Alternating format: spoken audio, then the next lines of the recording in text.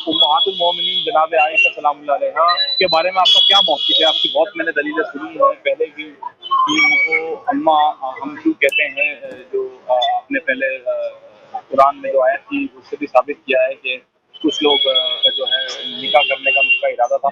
लेकिन मैं वो सारी चीज़ें आपकी मानता हूँ, ठीक है, लेकिन मुझे आप अपना मौक़िफ़ बताइए कि आप जब भी जनाब आयशा के बारे में बात करते हैं आप सिर्फ़ उनको आयशा कहते हैं, तो इसकी क्या वजह है?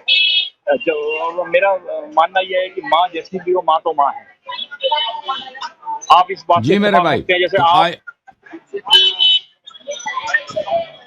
देखे मेरे मोहतरम, आयशा के मुतालिक हमारा वही मौक़िफ़ है जो अबू उमर का मौक़िफ़ है मुस्लिम में, और जो अल्लाह ताला का मौक़िफ़ है कुरान मजीद में, वही हमारा मौक़िफ़ है। उससे एक ज़रा भी हमारा मौक़िफ़ मुख्तलिफ नहीं है। जहाँ तक उमर का ताल्लुक़ है कि उसका ताल्लुक़ क्या है, उसका मौक़िफ़ क्या है आयशा से, मैं उसको आपके कॉल कट गई है तो मैं उसका मुस्लिम से आपको दिखा देता हूँ कि मुस्लिम में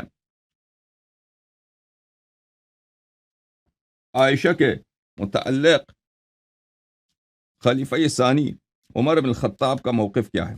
ये किताब मेरे हाथ में है, ये मुस्लिम है मेरे मोहतरम नाज़रीन, अब खूब देख लें।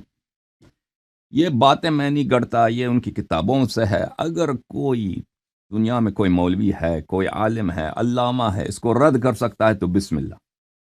हम तो छुपे कमरे में तो नहीं करते ना, हमारा नंबर सामने है, वीडियो लिंक भी देते हैं, उलमा से इल्तिमास भी करते हैं, ख्वाहिश करते हैं कि बिस्मिल्लाह, रिक्वेस्ट करते हैं कि आप तशरीफ़ लाएं और या तो हमसे सवाल करें या हमारे इश्कालात का जवाब दे दें, हम पर रद्द करें।